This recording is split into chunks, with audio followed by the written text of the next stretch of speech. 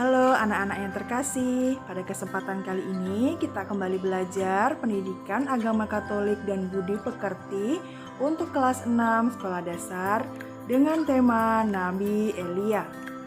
Sebelum memulai pembelajaran, marilah terlebih dahulu kita berdoa. Dalam nama Bapa dan Putra dan Roh Kudus, amin. Allah Bapa yang Maha Kuasa, Engkau senantiasa hadir dan berkarya di tengah umat-Mu, ketika umat-Mu berpaling dari-Mu dan menyembah berhala. Engkau menghadirkan Nabi Elia untuk mengingatkan mereka. Kami ingin belajar dari Nabi Elia. Berkatilah agar kami mampu melaksanakan pesan-pesan Nabi Elia dalam hidup kami. Amin. Dalam nama Bapa dan Putra dan Roh Kudus. Amin. Nah, anak-anak, apakah kalian tahu apa arti nabi?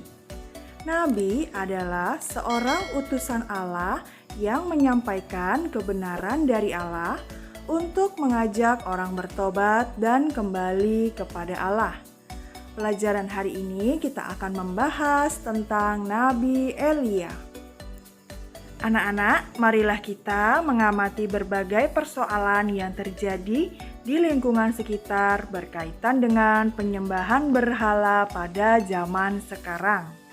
Gambar yang pertama tentang orang-orang yang haus akan uang, haus akan kekuasaan. Seperti dalam berita-berita orang-orang yang sering korupsi.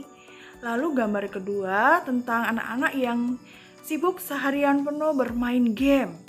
Gambar yang ketiga, seorang dukun yang sedang mengadakan sesaji. Dan gambar yang terakhir adalah seseorang anak yang menikmati makannya dengan begitu lahapnya, rakus, begitu banyak makanan yang ia santap. Dari 4 gambar yang telah kita simak bersama, ini mengisahkan bahwa masyarakat sekarang ini cenderung mencari sesuatu yang serba instan atau langsung jadi. Seperti halnya mereka lebih mengutamakan uang, lebih mengutamakan bermain, dan mendapatkan pujian serta sanjungan, makanan dan pakaian mewah. Orang-orang semacam ini menganggap barang duniawi dapat menjamin kebahagiaan atau keberhasilan. Sehingga mereka lupa bahwa Tuhan adalah jaminan keselamatan dan kebahagiaan. Nah, anak-anak sekalian, apakah kalian tahu setan dalam situasi sekarang ini dalam rupa apa saja? Setan dalam situasi saat ini dapat berupa bermacam-macam seperti kekuasaan, kesenangan, dan juga kenikmatan. Orang-orang yang mengejar uang tanpa memperhatikan hal-hal ini menunjukkan bahwa ia telah menyembah setan. Kalau orang hanya mengejar kesenangan sendiri tanpa berpikir tentang akibat bagi dirinya sendiri dan orang lain, berarti ia sudah menyembah setan. Anak-anak yang terkasih, selanjutnya marilah kita mendengarkan kisah tentang Nabi Elia. Kisah singkat tentang Nabi Elia mempertobatkan bangsa Israel. Pada zaman Nabi Elia, bangsa Israel sedang dalam keadaan dosa. Mereka bersama Raja Ahab dan istrinya Izebel menyembah berhala dewa Baal, hingga membuat Allah kecewa. Sehingga Allah mengutus Nabi Elia untuk memperingatkan kelalaian mereka. Nabi Elia memperingatkan bangsa Israel, namun mereka terus-menerus melakukan dosa itu. Hingga Allah menghukum bangsa Israel melalui Nabi Elia dengan mengatakan, jika bangsa Israel tidak bertobat, maka bangsa ini akan dilanda kekeringan. Hujan tidak akan turun selama 3 tahun.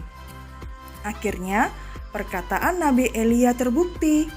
Hingga tahun ketiga, Ahab mencari Elia dan mempersalahkan Elia akan perkataannya kepada bangsa Israel. Lalu Nabi Elia menantang nabi-nabi imam Baal yang jumlahnya 450 orang agar pergi ke Gunung Karmel. Elia menantang untuk mengadakan kurban persembahan, 2 ekor lembu jantan ditaruh di atas kayu api, 1 untuk imam Baal dan 1 untuk Elia. Elia mengatakan, "Berdoalah kepada dewamu, dan aku berdoa kepada Allahku, agar ia menurunkan api dari langit untuk membakar persembahan itu." Maka Allah siapa yang menjawab dengan api, dialah Allah yang patut kita sembah. Lalu terjadilah demikian. Imam-imam Baal memanggil berteriak, memanggil dewanya agar menurunkan api, tetapi api pun tidak kunjung datang untuk membakar kurban itu.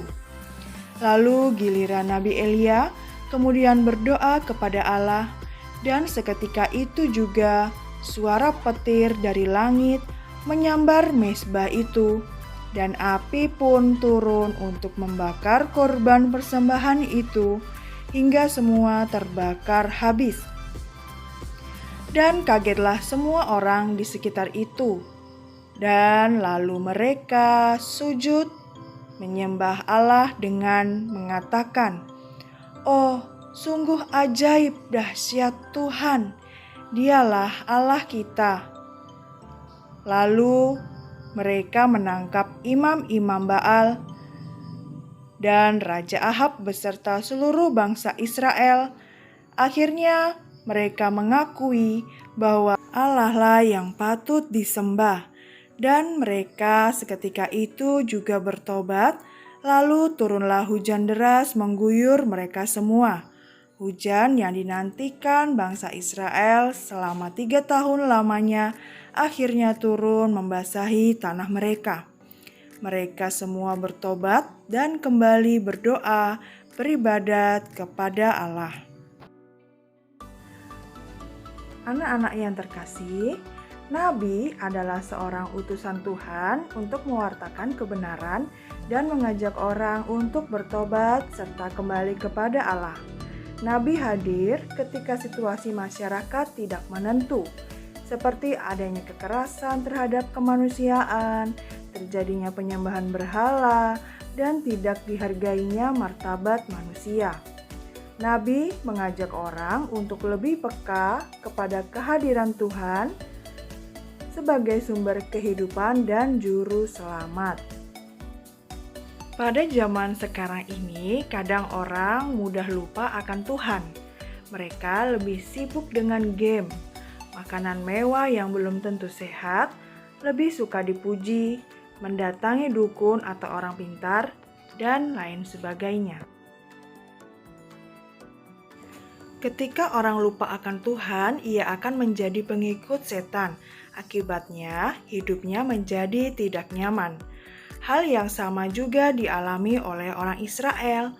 Orang Israel jauh dari Allah karena menyembah dewa Baal. Akibatnya, Tuhan tidak menurunkan hujan selama 3 tahun.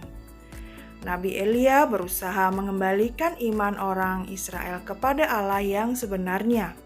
Allah yang telah membebaskan mereka dari negeri Mesir.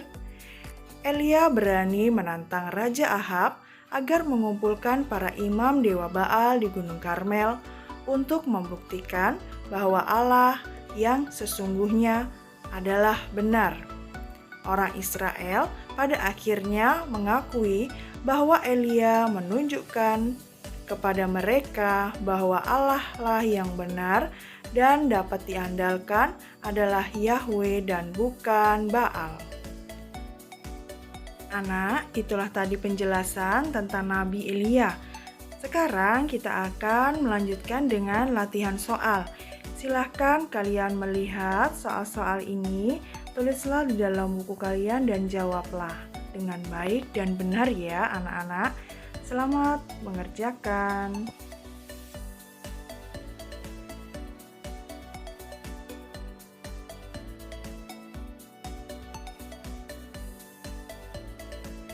Nah, anak yang terkasih, sekarang marilah kita tutup pembelajaran kita dengan doa penutup. Dalam nama Bapa dan Putra dan Roh Kudus. Amin. Allah sumber belas kasih, kami bersyukur atas pelajaran hari ini. Mampukanlah kami agar dapat melakukan yang terbaik dalam hidup ini dan sungguh taat kepadamu. Demi Kristus Tuhan dan pengantara kami. Amin. Dalam nama Bapa dan Putra dan Roh Kudus. Amin. Tuhan memberkati kita sekalian. Amin.